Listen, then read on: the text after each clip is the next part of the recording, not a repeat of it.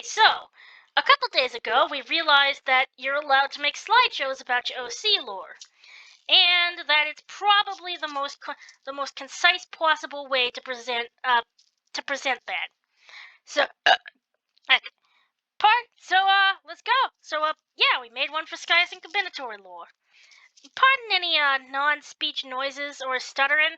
If we have to re-record this for like the 10 billionth time, we will physically explode.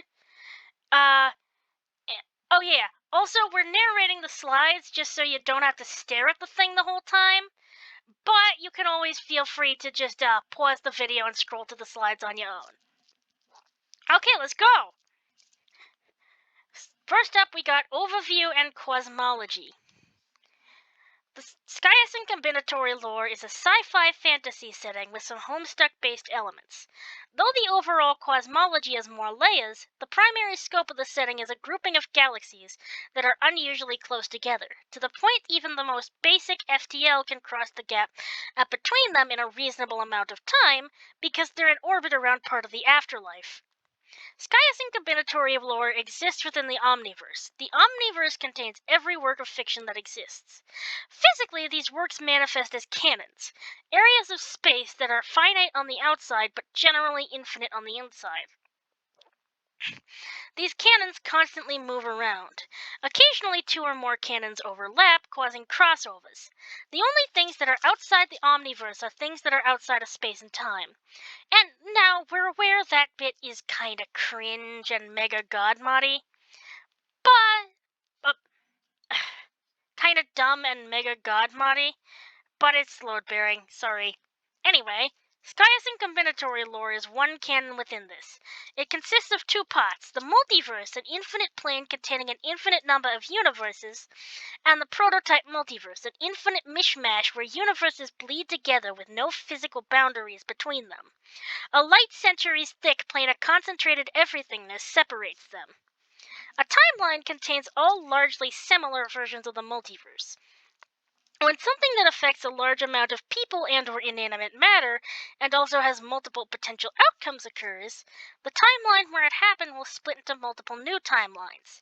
The main scope of skaiason combinatory lore is one galactic grouping within one universe within the multiverse. Sapient species. Okay, first up we got Elgavans. Elgavans are a species of dragon phoenix hybrids made of solid light. Their parent species relocated from Earth to their homeworld of Elgava during the Middle Ages. Due to a rift in space-time at the center of their homeworld causing extreme time dilation, Elgavans were able to live countless generations on Elgava, even accounting for their extremely long lifespans, over 120 quadrillion years, in a relatively short amount of time compared to the outside world. During this time, the Elgavan species was able to develop incredibly advanced technology, the quintessential example being the Epsilon Gate, a machine capable of connecting any 2 points in space-time.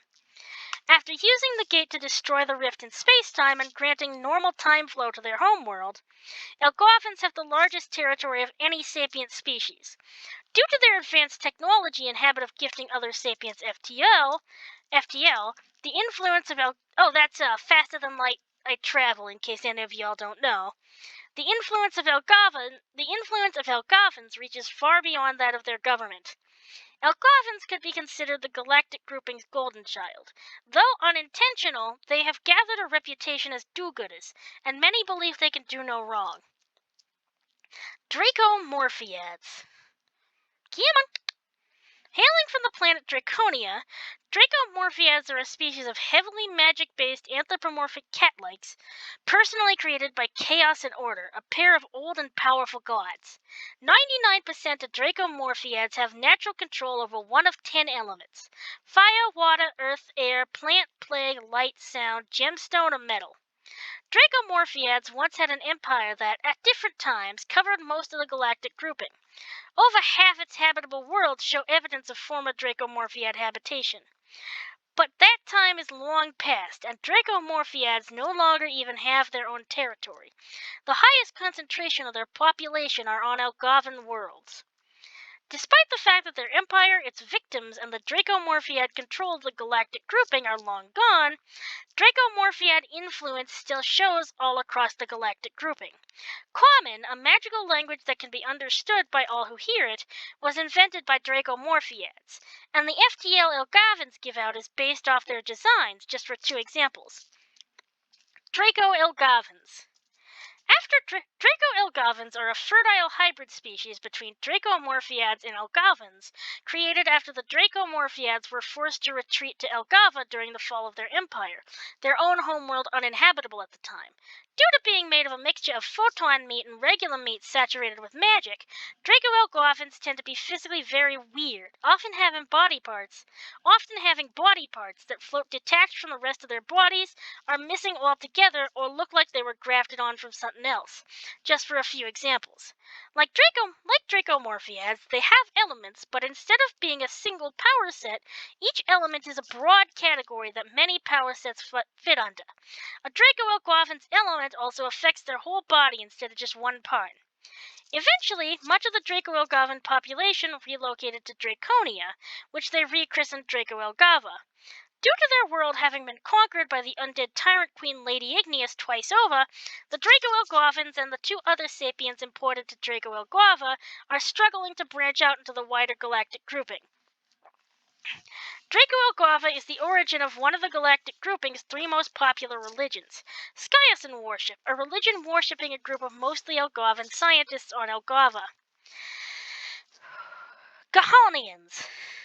Originally Dracomorphiad human hybrids genetically engineered to survive on the extremely magic-hostile planet of Gahon, Gahonians were abandoned by both Earth and Draconia. They have since evolved into something completely unique. Gahonians come in two varieties. The most common are reps, grayscale lizard-likes that are completely incapable of using any kind of magic. The second are whitetails, fluffy white cat-likes with an extremely minor affinity for one of the 10 Dracomorphiad elements. Due to both humans and Dracomorphiads depending heavily on magic, they had to reinvent a lot of technology from scratch. This led to the Gahonians becoming far too dependent on fossil fuels and polluting their already dangerous planet, causing the Gahonian populace to turn to masks that would filter air. These masks were quickly hijacked by Lord Radiant, a rising tyrant. He turned the masks into tools of control, using either body hijacking, mind control, or torture depending on the individual. Radiant used this to turn the Gahonian people into a species of living weapons, leaving trails of dead bodies and raised planets in their wake. Eventually, Lord Radiant was killed by the Queen of Elgava, freeing his people. The Gahonians are still recovering. Though they are no longer a species of living weapons and the masks are no longer instruments of control, the Gahonians have yet to take them off. Anons! An enigmatic species originating from a living, ever-expanding city outside of space and time, Anons, as a species, are older than time itself. There are likely a few still alive who remember when time was born. Though many of them stick to the city, Anons are by far the most populous sapient, numbering in the quintillions. Anons are born completely identical save for the color of their eyes. They only become physically distinct from one another as they earn physical mutations by learning magic. Due to these two factors, a sense of crushing existential insignificance is part of the Anon condition. Individual Anons react in different ways to this. Some seek to gain as many mutations as they can, some go into space-time to seek important roles or terrorize others. But most troubling is the fact that Anons are extremely prone to forming and joining cults. Now, okay, I'm aware that the whole existential insignificance thing is just based on how I would react to that situation, but it's load-bearing. Oops. The Anon naming convention is a peculiar one. Anons are named noun or adjective Anon, with the noun/adjective relating to a notable trait or talent. An Anon name can and will change with the trait or talent. It's extremely rare for an Anon to keep one name their whole life. Okay, Tots. The Tots, their homeworld Yanrova and its 16 moons, were created by a newly ascended pseudo-deity, anything powerful enough to be mistaken for a god that has not undergone apotheosis, who proceeded to fall asleep in the core of the planet. They have slept there ever since. All talks have two names: their private name, which is the name of some kind of toxic substance, and their public name, which is short for their private name. The talks were created in the image of their god, an 8-foot-tall skeleton monster with animalistic traits. Each tox is based from an animal, which they share the skull shape, ears, and tail of, as well as horns, antlers if applicable. Due to their creation, the Talks are a very religious people. Though they don't expect other species to participate in their religion because their god only created them, there is an extreme pressure within Talk society to follow some sect of their religion. Those who, one way or another, don't are often driven off-world, either physically or by shunning. Unfortunately, oftentimes the only support system for these talks is an interplanetary talks gang known as the Dog Pack. Any children these talks have often grow up to be part of the Dog Pack as well. Organized crime is a massive problem among spacer talks. Fae. The Fae originate from the world of Lucity, a world covered in natural portals to other inhabited worlds. There are 4 subspecies of Fae, each corresponding to one of the 4 seasons. Among the differences between the subspecies is that each has a type of magic they can use from birth. Cryomancy for winter fae, fluoromancy for spring fae, pyromancy for summer fae, and sapillomancy, control of rat, for fall fae. The fae, to put it lightly, are massive assholes. Each of the subspecies has their own kingdom, known as a court. The winter court and summer court despise the other courts and enforce strict isolationism. Though the spring and fall courts are more chill with each other, they despise the summer and winter courts in the same way. Despite this, Fae culture is largely the same between the 4 courts. They market themselves as a perfect meritocracy, with one's rank being determined by how skilled they are at magic. In the interest of this, children are taken away from their parents and raised by the government. If a baby or young toddler is found to be disabled, they are taken through one of the portals, forced to shapeshift to resemble another sapient's child, and switched out for said child. Disabled folks that are too old for this are exiled from Lucity in specially built spacecraft. Ironically, the Fae are otherwise very isolationist. The 4 courts have no off-world presence, and all spacer Fae are exiles, changelings, or their descendants. Selkie.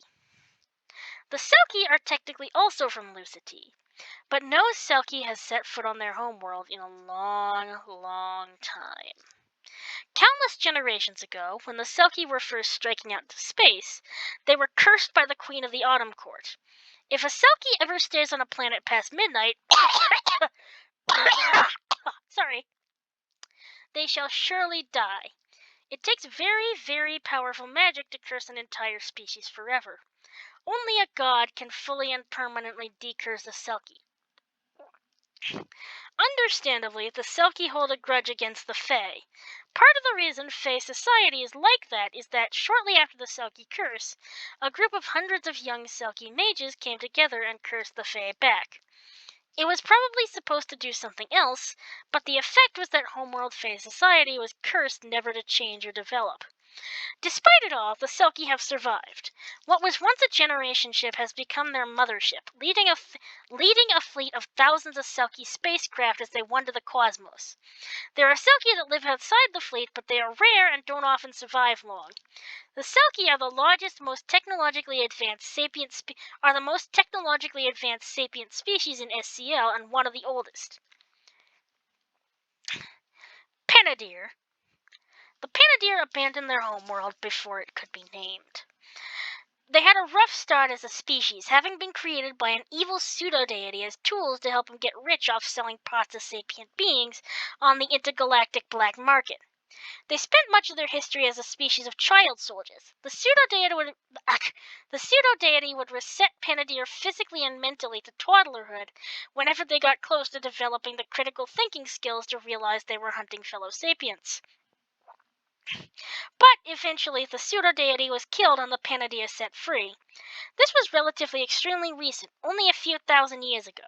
Because of this, the Penadir as a species are largely still only known for murder, making it difficult for them to get non-violent work. Inversely to Algavans, many believe that the Penadir can only do wrong. This has led to a lot of tension between the two species. Due to the fact they were all made by the same guy and they reproduce asexually, Panadia consider each other to be part of one enormous family. This is partially enabled by their natural ability to communicate via radio waves, allowing communication between two Panadia at basically any distance apart. Myrmekis. The Myrmekis come from Formicidia, a world seeded with every species of ant by rogue Algovan biologists. The Myrmekis are not one species, but many under the same banner. There is a corresponding species of Myrmekis for every real-world species of ant. Generally, the Myrmekis come in 4 castes: worker, soldier, queen, and drone. Queens and drones are female and male Myrmekis respectively. Their reproduction works roughly the same as real ants. Workers and soldiers are both sexless, with the only real difference being that soldiers are taller and stronger. On Formicidia, Myrmekis society exists in 2 forms: colonies and cities. Colonies are like a cross between a large multi-generational household and a city-state. Everyone in a colony is related and of the same species.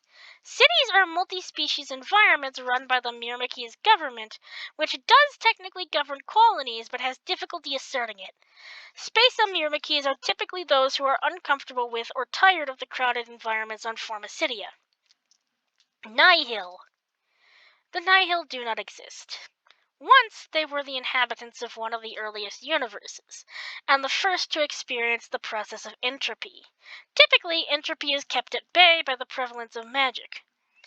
In an attempt to save themselves, the Nihil created Esperb, a game intended to birth new universes.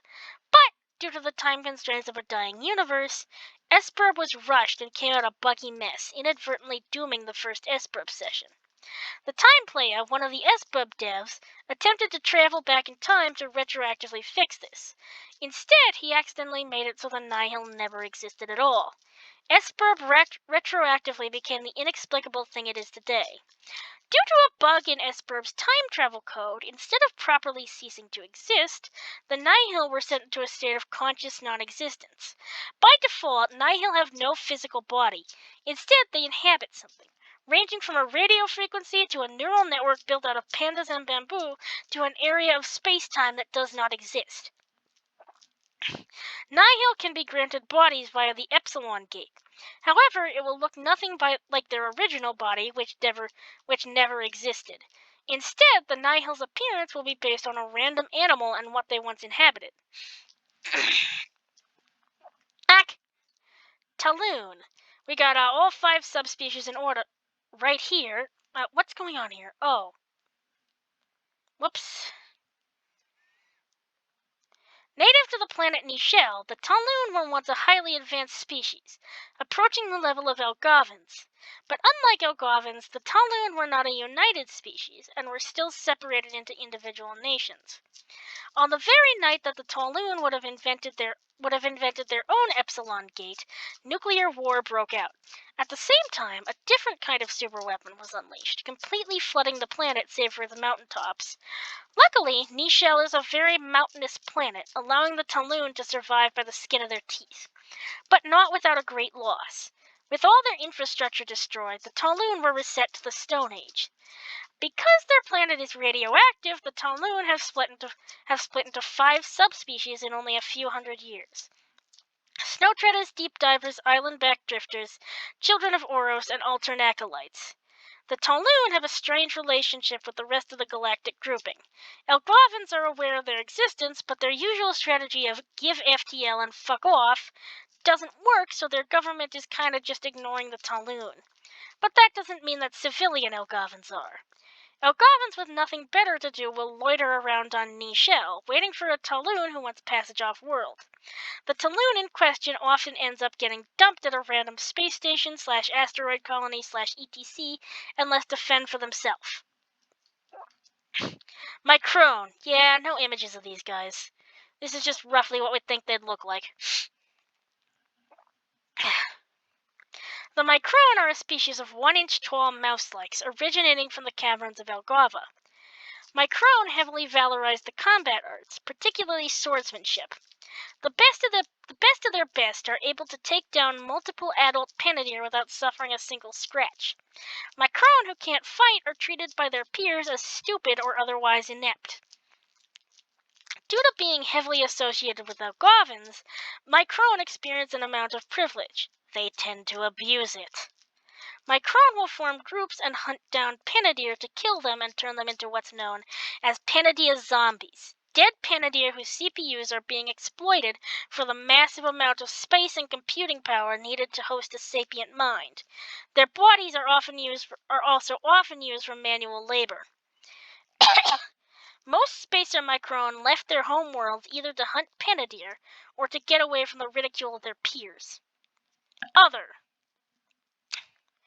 humans. During the fall of the Dracomorphiad Empire, humans were almost driven extinct. Their population is entirely confined to a handful of scattered planets with a population of a few million each. In the modern day, they are widely considered a Dracomorphiad myth. Trolls, a species of insect-like humanoids with multiple blood colors and a wide variety of possible physical traits, including wings, psychic powers, and weird eyes. Their homeworld no longer exists in most timelines, so they're mostly found on Draco Elgava and in the Dream Bubbles. Carapacians, a species of anthropomorphic insects split into two subspecies, Prospitin and Dursite. They're further split into 6 castes with drastic physical differences between them: pawn, rook, knight, bishop, king, and queen. For the type of Carapacian you find on Draco Elgava and in the wider galactic grouping, these distinctions have lost any social meaning they may have once had. Unique beings, exactly what it says on the can. They come into existence in a variety of ways and have a variety of abilities. The only thing that qualifies a unique being is that they don't belong to any species. Unique beings are very rare. History. Before time. Before time, there was the Anon city and there were Anons. Among them, 13 individuals were slowly mutating into something no one had ever seen before. Their bodies changed without learning magic, colorful patterns breaking up their monochrome forms. They were becoming the first gods. 12 of the 13 would come to embody aspects of reality as we know it. The 13th would go on to become the god of gods, physically transforming into what would become known as heaven, the home of gods and mechanism for apotheosis. The remaining 12 primal and non-gods came together and created space-time. Post-temporal prehistory. The first thing that happened in space-time, at the same time as it began, was the birth of 2 gods, Zodiac, the mind of time, and the god of timelines. It took a long time for anything actually relevant to SCL to happen, but eventually it did. In an area of the Omniverse unoccupied by any canons, 2 base energy deities, powerful entities born from the natural processes of the Omniverse, were born, and with them the SCL canon. These 2 were Chaos and Order, twin incarnations of, respectively, Chaos, Creation and Creativity, and Order, Filter, and, to a lesser extent, Destruction. Together, the 2 created their first attempt at a multiverse, a strange jumble with no borders between individual universes. Though their multiverse quickly filled with sapient life, Chaos and Order still found themselves lonely with nothing else on their level. So they tried to create one. It failed horribly, their creation's body falling apart in moments. Its consciousness remained intact and began to cause havoc around it via possessing sapients and making them evil. Afraid of their creation, Chaos and Order fled, creating a wall of concentrated everythingness between them and what would come to be known as Balance V0, or just V0. They decided to start over, creating a new multiverse with separate contained universes. That way another threat like this would be easier to contain. The galactic grouping exists in a universe within this multiverse. The Age of Empires. For a long time, the galactic grouping was silent. If there was any sapient life, it never got far enough to reach space. And for another long time, it was just the Selkie. Then came the Dracomorphiads. They violently exploded onto the intergalactic scene, rapidly expanding as they scrambled to take as many star systems as possible. They quickly became extremely close allies with humans, who reached the stars at the exact same time. Other sapient species soon followed, taking the Dracomorphiads as a model for what a spacefaring civilization should be. The galactic grouping was bathed in blood as enemy empires warred for reasons no longer known. Eventually, it came down to two empires, the Dracomorphiads and an unknown enemy. Despite the size and power of the Dracomorphiads, there was a loss of command during a critical moment, and the Dracomorphiad Empire fell. This effectively ended the Age of Empires. The enemy fell only a few short decades later. Interim. Once again, the galactic grouping was silent. Save for the Selkie, all the spacefaring species were either extinct or cowering on Elgava. But the spacefarers were not the only sapient species in the galactic grouping. Sapient life abounded, though confined to their respective homeworlds. Though many went extinct between the end of the Age of Empires and the next significant event, in time the survivors would have reached the stars on their own. But then came the Elgavans. At first, they expanded as ravenously as the Dracomorphiads. But when they came across another sapient for the first time, they just stopped. Seemingly decided it was best to uplift other species rather than conquer them. Any sapient life that contacted an Elgavan government ship, on purpose or otherwise, would be given FTL and left alone. This practice shaped the course of intergalactic history and played a large part in the current state of the galactic grouping. Modern day. The galactic grouping in the modern day is not a place of empires. The vast majority of the galactic grouping is not under any government. The reach of most sapient species as governments extends only to a few star systems close to their homeworld and the space between them. War in the sense of two governments fighting is practically non-existent. Due to a network of rocks with runes carved into them that speed up and amplify radio waves placed around the galactic grouping, communication between any 2 points in the galactic grouping is nearly instant and diplomacy far more practical. There are self-governing inhabited planets, but the majority of intergalactic life is off-world. Space stations, asteroid cities, and giant ships drifting through the void abound. Anyone in space who doesn't live on one of these lives in a 1 to 4 person personal spacecraft. Unfortunately, capitalism is still a thing. While its worst tendencies are kept at bay by a single murderous pseudo-deity, it still prevents proper peace in the galactic grouping. Crime is extremely prevalent in the galactic grouping, making up a significant chunk of the economy. Though there is a stigma around immoral actions like space piracy, it is all too common to have to resort to that life to survive. Other important stuff. Magic. Magic is a type of energy. There is an infinite amount of it, but it is not evenly distributed. Magic can be channeled to create effects, typically in one of 4 ways, known as schools. Spells, channeling of magic via words, actions, and/or components to create a one-off effect. Typically casted bare-handed, though certain species may need tools like wands or staffs. Potions, the combination of ingredients to create a liquid that, when consumed, will apply an effect that lasts for a certain amount of time. Potions are the hardest school of magic, having very little margin of error.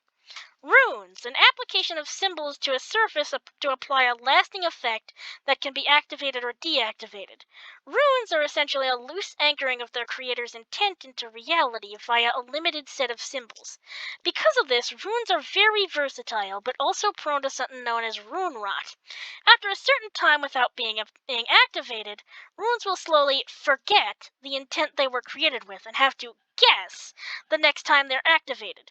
The longer since the last activation, the less accurate the guess. Spell circles, an application of symbols to a surface to apply a one-off or lasting effect that can be activated or deactivated. Spell circles cannot intuit intent. Because of this, they don't rot like runes, but need to be told exactly what to do, like a computer. Some species have a type of magic they are born unable to use, such as the Dracomorphiad's elements or the Fae's court-dependent magic. This is called inherent magic. Afterlife. Skaiason combinatory lore has a single, neutral afterlife known as the dream bubbles. Of course, the dream bubbles consist of bubbles that contain planetoids, ranging in size from as big as the sun to over 3,000 times the distance between the Earth and the sun. They tend to be found in clusters. A dream bubble exists in every timeline simultaneously. Everyone goes to the dream bubbles when they die. Only Algovins, which become nihil when they die, do not. Every non-Algovin also has a random chance to start dreaming in the dream bubbles each night instead of dreaming normally. The landscape of the dream bubbles is made up of places from the memories of the dead and dreaming. The landscape of a new dream bubble is just infinite flat fields of knee-high grass. Inhabitants of the dream bubbles can also manifest objects by thinking about them hard enough. One interesting thing about the bubbles is that you can just leave. Dream bubbles don't pop if you apply enough pressure. You kind of just go through the membrane, but you also have to figure out how to travel light years to return to the galactic grouping. Apotheosis and deities. Anyone can become a god. In fact, it's completely random. The process of apotheosis can be broken up into 3 stages. God phase. This stage starts when the god-to-be dreams in heaven for the first time. It is already too late to stop the process. When they wake up, they'll find that their face is changed, often drastically, and they have powers they didn't before. Godhead. Eventually, when enough people notice the god-to-be, whether positively or negatively, to trigger the second stage, Eventually, enough people notice the god-to-be, whether positively or negatively, to trigger the second stage. Their whole body starts to change as their power increases, though it retains its general shape. During this stage, the god-to-be slowly becomes less concerned with mortal things like morality and relationships. In general, their personality starts to dull and flatten as their primary concerns become serving their domains, which can be shared with older gods, and accruing worship. They dream in heaven more often as this stage goes on. God. Eventually, the god-to-be dreams in heaven and does not wake up, their body within space-time vanishing completely. Though the exact specifics vary from god to god, they transform completely as their power increases exponentially. Their new form resembles earlier transformations, but much more extreme. The new god retains only the trappings of who they were before, both physically and mentally. A god before and after apotheosis. Yeah. And that's about it.